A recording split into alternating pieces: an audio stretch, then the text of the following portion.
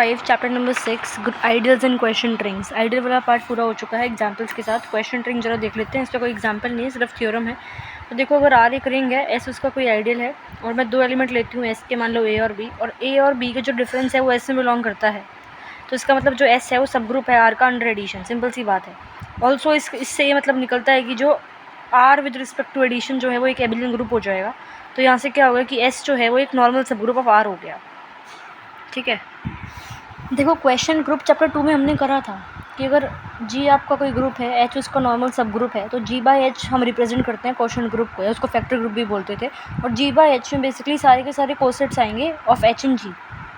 ठीक है, जी by H के अंदर इस टाइप के एलिमेंट होंगे जहाँ पे ए क्या है, जी का एलिमेंट है। अब रिंग के कॉन्सेप्ट में क्या है, अच्छा उससे पहले अगर ये एडिशन के रिस्पेक्ट में होता तो जी बाई एच में सारे वो एलिमेंट होते जो किस फॉर्म के होते, एच प्लस ए टाइप के। ठीक है, अब यहाँ पे जी ग्रुप है, एच नॉर्मल सब ग्रुप है। यहाँ पे रिंग वाले कॉन्सेप्ट में क्या लेंगे, यहाँ पे हम रिंग लेंगे और यहाँ पे क्या लेंगे, उस रिंग का आइडियल, और उसके अंदर एलिमेंट आएंगे एच प्लस ए टाइप के। क्यों? क्योंकि जो आपका ये आर है बेसिकली ये एक एबिलियन ग्रुप होगा विद रिस्पेक्ट टू एडिशन, इसीलिए। ठीक है, तो इससे हम डिनोट करते हैं किसी को क्वेश्चन ट्रिंग का, और उसमें इस टाइप के एलिमेंट होंगे एस प्लस ए में। ठीक है, तो आर क्या है, बेसिकली रिंग है, एस उसका आइडियल है। ठीक है, एस जो है वो नॉर्मल सब जो है सब ग्रुप होगा अंडर एडिशन, तो एस जो है वो क्या होगा, आइडियल ग्रुप होगा। सॉरी, जो ये आर है with respect to addition ideal group होगा, तो एस क्या हो जाएगा, नॉर्मल सब ग्रुप हो जाएगा आर का। समझ में आ गया? ध्यान से पढ़ लेना, इसको एक बार डेफिनेशन समझ में आ जाएगी। सिंपल सी बात ये है कि आर रिंग है, एस आइडियल है। ठीक है, और ये आर जो है विद रिस्पेक्ट टू एडिशन एक एबिलियन ग्रुप है, तो एस जो है वो नॉर्मल सब ग्रुप हो जाएगा आर का। तो आर बाई एस जो है ये क्वेश्चन ट्रिंग है जो डिनोट करती है family of cosets of S in are, जहाँ पे आर क्या है, रिंग है, एस उसका आइडियल है, एस प्लस ए टाइप के एलिमेंट होंगे, और जो ये ए है ये आर में बिलोंग करेगा। अब आर बाई एस है वो एक ग्रुप बनाएगा अंडर एडिशन।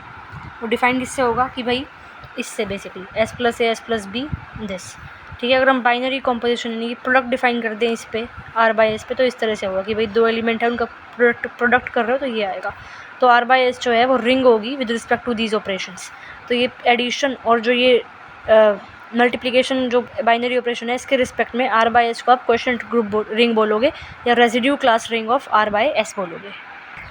थ्योरम 1 है, आर अगर रिंग है, ठीक है, और एस आइडियल है आर का, तो आर बाई एस एक रिंग है under addition and multiplication defined as this. जो ऊपर भी ये बताया है उसी का प्रूफ करना है बेसिकली। तो देखो आर बाई एस के दो एलिमेंट ले लिए हमने, तीन basically, S plus A, S plus B और एस प्लस सी, जहाँ पे A B C, A dash B dash C dash R को बिलोंग करते हैं। ठीक है, अब जो ये ऑपरेशन है पहले हम मान लेते हैं भाई ये ऑपरेशन इसके अंदर वेल डिफाइंड है। तो एस प्लस ए करोगे तो वो बराबर आएगा एस प्लस ए डैश के, एस प्लस बी करोगे तो बराबर आएगा एस प्लस बी डैश के। एस प्लस ए प्लस में एस प्लस बी कर दो, मतलब अब इसको ऐड कर दो, लेफ्ट हैंड साइड से left hand side, right hand side से राइट हैंड साइड, तो ये चीज़ आ जाएगी। सिमिलरली इसको मल्टीप्लाई कर दो, लेफ्ट हैंड साइड से left hand side multiply, right hand side से राइट हैंड साइड मल्टीप्लाई। समझ में आया ना? हम इस आर बाई एस के दो एलिमेंट को, एक ये इसके बराबर है, इन दोनों को सेम लेके चल रहे हैं, सिमिलरली इन दोनों को सेम लेके चल रहे हैं, वहाँ से हमारे पास ये चीज़ आ गई। अब हमें दिखाना क्या है, हमें बेसिकली ये ऑपरेशन वेल डिफाइंड दिखाने हैं। तो ये वेल डिफाइंड दिखाने के लिए हम ये चीज़ प्रूफ करेंगे, ये चीज़ गिवन नहीं है, ये चीज़ हम प्रूफ करेंगे। ठीक है, समझ में आ रहा है ना कि भाई अगर ये एलिमेंट है आर बाई एस के, ये आर्बिट्री नंबर है जो आर को बिलोंग करते हैं, तो हम ये बोलेंगे कि भाई जो एडिशन और मल्टीप्लिकेशन के रिस्पेक्ट में जो आर बाई एस है, मतलब आर बाई एस पे ये दोनों जो ऑपरेशन है ये वेल डिफाइंड है। तो वो इन दोनों को वेल डिफाइंड दिखाने के लिए, एडिशन के लिए हम ये चीज़ प्रूफ करेंगे, और मल्टीप्लिकेशन को वेल डिफाइंड दिखाने के लिए इस पर हम ये चीज़ प्रूफ करेंगे। तो इस चीज़ को अब हम प्रूफ करते हैं। ठीक है, तो ये चीज़ और ये चीज़ तो हम लेके चल रहे हैं और ये हम प्रूफ करेंगे। अब ये हमें पता है कि एस प्लस ए बराबर है एस प्लस ए डैश के। ठीक है, तो इसका मतलब क्या हुआ कि भाई जो ये ए है कहीं ना कहीं वो इसके अंदर बिलोंग करेगा। ठीक है, अब ए इसके अंदर बिलोंग कर रहा है तो ए इस टाइप का एलिमेंट होगा कि भाई ए डैश ये रहा, और एस का कोई एलिमेंट मान लेते हैं अल्फ़ा, तो ए इस टाइप का एलिमेंट होगा अल्फ़ा प्लस में ए डैश। सिमिलरली बी इस टाइप का एलिमेंट होगा बी प्लस में बी डैश, यहाँ पे ये बी बिलोंग करता है किस में, एस में। अब ये ए प्लस में बी कर दो, ए प्लस में बी करोगे तो ये आएगा आपका। ठीक है, और ये आपको क्या दे रखा है, एबिलियन दे रखा है यार। सिंपल सी बात ये है, आपने ए और बी ऐड कर दिया, ये आ गया, अल्फ़ा प्लस बीटा इकट्ठा कर दो और ए डैश और बी डैश को इकट्ठा कर दो।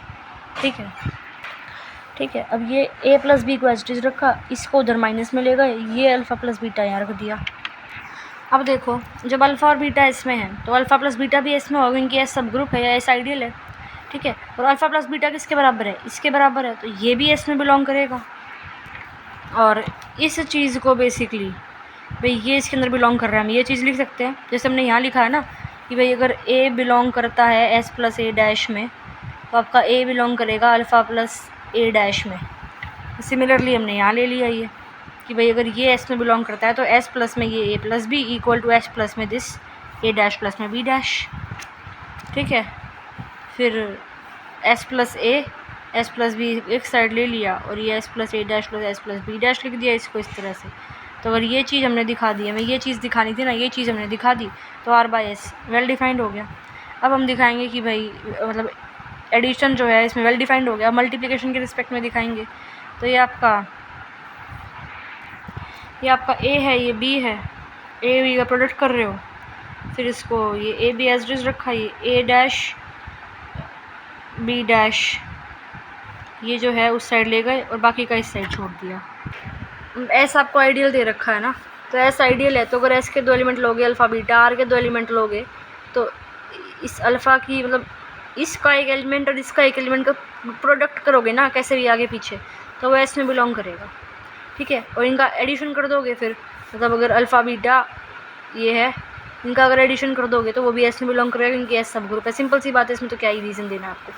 ठीक है, और यहाँ से इस इक्वेशन से फ्रॉम दिस सेकंड इक्वेशन जब आपका ये चीज़ जो है ये एस में बिलोंग करती है, जो ये चीज़ है ये भी एस में बिलोंग करेगी क्योंकि उसके बराबर है। ठीक है, और अगेन यहाँ इसको फिर हमने ये लिख दिया जैसे पीछे लिखा था, तो यहाँ से ये आ गया, इससे क्या हो गया कि मल्टीप्लिकेशन वेल डिफाइंड हो गई। ठीक है, तो अब हमने ये तो दिखा दिया कि भाई ये क्या हो गया वेल डिफाइंड। ठीक है, मतलब आर बाई एस के रिस्पेक्ट में दोनों ऑपरेशन मल्टीप्लिकेशन एडिशन क्या हो गए वेल डिफाइंड हो गए। ठीक है, अब इसको हम क्या दिखाएंगे, रिंग दिखाएंगे। तो first we shall prove that this forms an abelian group. पहले इसको रिंग दिखाएंगे। क्वेश्चन में आपको करना क्या है भाई, आर आपको एक रिंग दे रखा है, एस आइडियल है, तो इसको आपको रिंग दिखाना है अंडर एडिशन और मल्टीप्लिकेशन। तो पहले तो हमने दिखाया कि भाई इस आर बाई एस पे एडिशन और मल्टीप्लिकेशन वेल डिफाइंड फंक्शन है, उसके लिए हमने ये कहा, पेपर में नहीं आएगा, टेंशन मत लेना। ठीक है, फिर हमें क्या दिखाना है, इसको रिंग दिखाना है। तो रिंग दिखाने से पहले हम इसको एबेलियन ग्रुप दिखाएंगे। तो एबेलियन ग्रुप के लिए प्रॉपर्टी दिखाते हैं भाई, closure, commutative, associative, existence of identity, additive inverse की प्रॉपर्टीज़ दिखा दी। और फिर जो बच की प्रॉपर्टी मतलब रिंग की प्रॉपर्टीज़ कितनी है, एबेलियन ग्रुप की प्रॉपर्टीज़ कितनी है, तो ये ज़्यादा है ये कम है, ये सारी दिखाने के बाद जो कुछ बच जाएंगी वो भी हमने दिखा दी। तो क्या हो गया आपका रिंग प्रूफ हो गया। नेक्स्ट थ्योरम, ये क्वेश्चन रिंग है, प्रूफ करना है कि अगर आर कम्यूटेटिव है तो ये भी कम्यूटेटिव है, और आर अगर यूनिटी एलिमेंट इसके अंदर 1 है तो एस प्लस 1 जो है वो यूनिटी एलिमेंट है आर बाई एस का।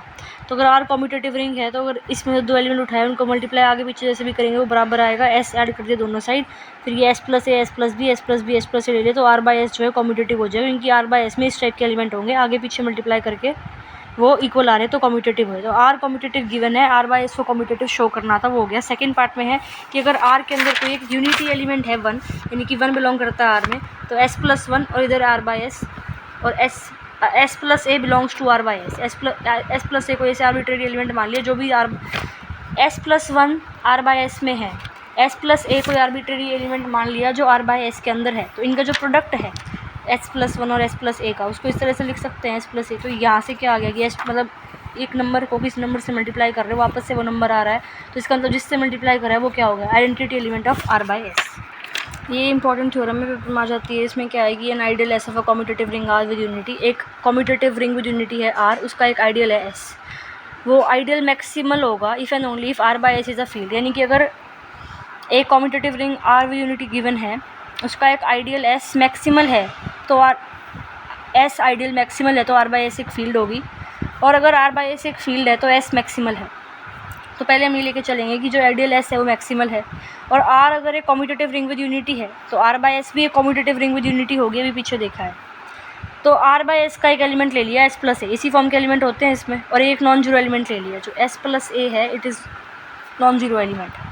हमें शो करना है कि आर बाई एस एक फील्ड है, तो आर बाई एस को एक फील्ड शो करने के लिए हमें सिर्फ ये शो करना पड़ेगा कि एस प्लस ए जो है ना वो इन्वर्टिबल है, और एस प्लस ए का जो इन्वर्स है वो आर बाई एस में लाई करेगा। कहने का मतलब है आर बाई एस को फील्ड दिखाना है, तो आर बाई एस का कोई एलिमेंट है एस प्लस ए, उसको इन्वर्टिबल दिखाओगे और उसका जो इन्वर्स है वो इसके अंदर लाई करेगा, ये चीज़ दिखानी है।